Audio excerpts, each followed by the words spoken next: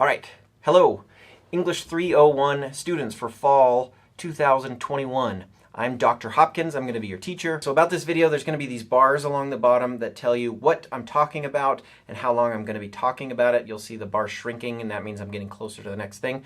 So if you want to click around to find something to hear it again, you can use that. Also, another thing you can do in YouTube, if you hold down Command and you push period, you can push it up to 4 times to make me talk faster, and you can get through this video faster, and then Command, comma, to slow it back down.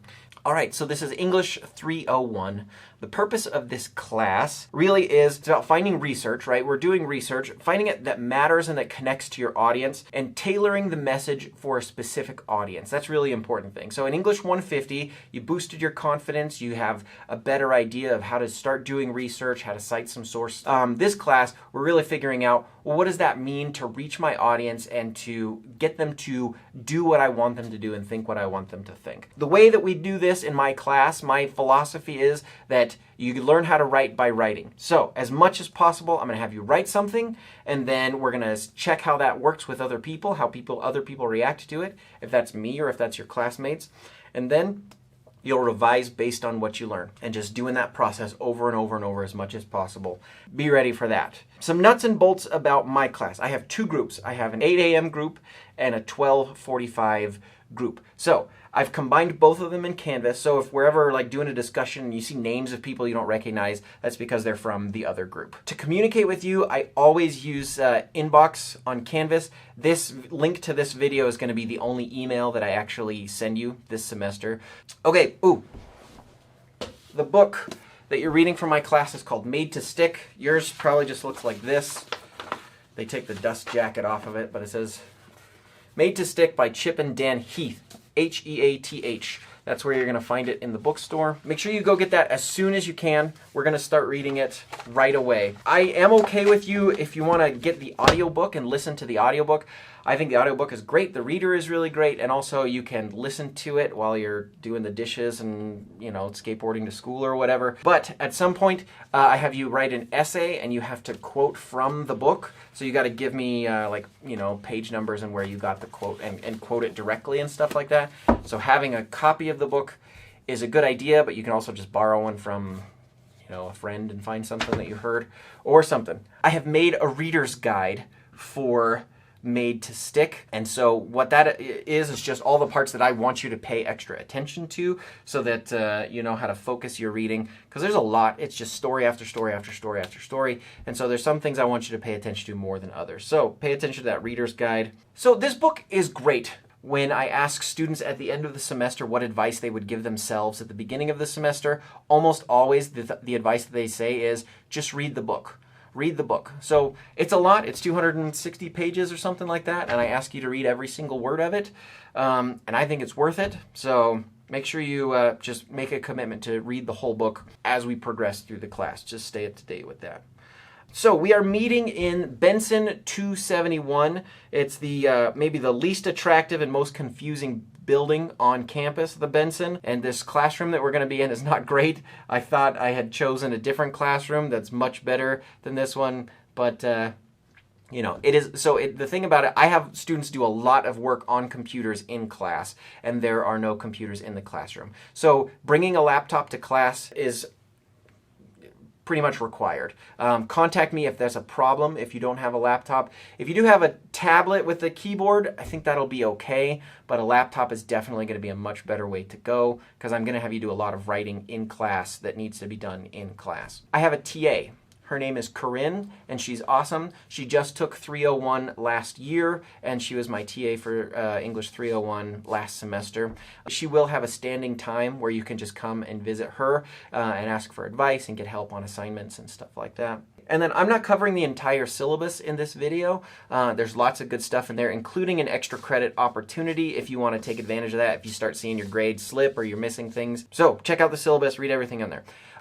So I have written the calendar so that to read it in a certain way. I'm just going to have a video that explains how to read it just right now. So here's how the calendar works for my class. There's the in class, which is what we're going to do in class, obviously, and then there's the home prep column. So the way it works is kind of like this zigzag way. So this is what you need to do before class, and then this is what we're going to do in class, and then before class, in class, before class, in class. So before you come to class on September 13th or September 14th, whichever is your first day, you need to do this thing, the resilience predictions. That'll be on Canvas. So then you'll come to class, we'll talk about this stuff, then you'll go home and you'll do whatever's in this box. For 301 students, it's not going to be this. This is my English 150. Then you'll come to class and we'll do this, go home, do that. So it's this zigzag pattern. That's how that works. Okay, as far as coming to class, so we meet twice a week, Tuesday and Thursday at the time that you're assigned. This class, from what I hear from students, is just more fun if you're there. I want you there.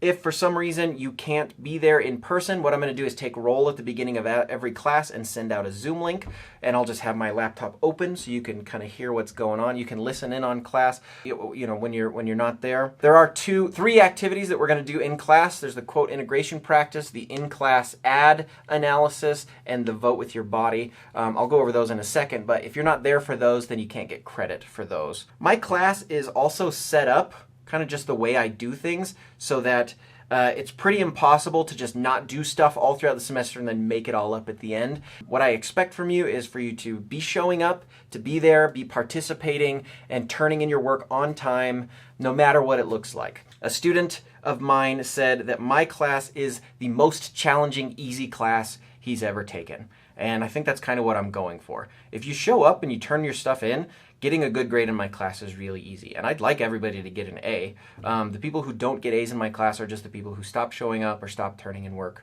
I care way more about your participation in the process of writing than what you produce. But I do care about that too. But there's two major units in my class. The first is the Made to Stick unit. So in coordination with reading this book, you're going to do a couple of projects. Right on the first day of class, I'm going to assign you what's called the 1-minute message made to stick. It's going to be your job to create a 1-minute message that you are going to present to the class. So you have oral presentations, a 1-minute oral presentation on the second day of class. Then what we're going to do is have you read the book and think about how you could have done that message better, and then revise it, and then on the 5th week of class, you're going to give that message again, but having revised it according to the principles that this book is going to teach you.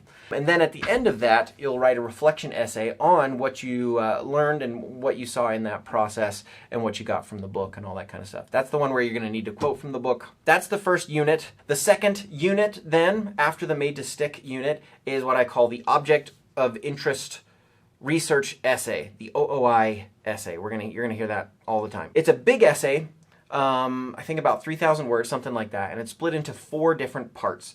And we're gonna do each part individually. We're gonna talk about what the purpose of each part is. I have another video that explains that whole essay that I'll give you a link to at some point.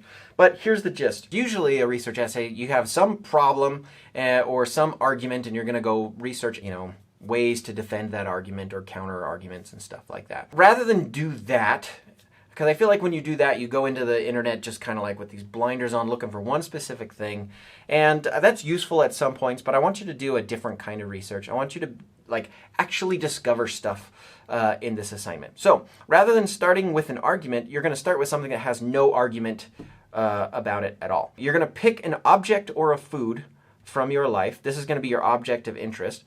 And then you're going to write a narrative about that. You're going to do research into where that thing comes from. You're going to do some sort of experience with that object or food. And then you're going to try to figure out what those other things that you've done, how that connects to something bigger. So you'll write the 4 parts of the essay to get your first draft of it. And that, once you do all that writing, that's kind of step 1. And that's usually where you start to figure out what the essay is about. So you kind of have to... It's not a super comfortable process, this essay. Every time I go through it with students, it feels frustrating for everybody. I try to write one with the students. Hopefully I'm going to do that again this semester. And you don't know where you're going until you've got the first draft written, and then you usually have a pretty good idea of what you're actually writing about. And then from there, you can start to revise and figure out and do more research into what your paper's about. If that doesn't make sense and it feels kind of weird, that's okay. That's kind of how the essay is. And we take it step by step through. But by the end of the semester, most students come out with a paper that they feel really happy with and that they feel like they've actually written something worth writing.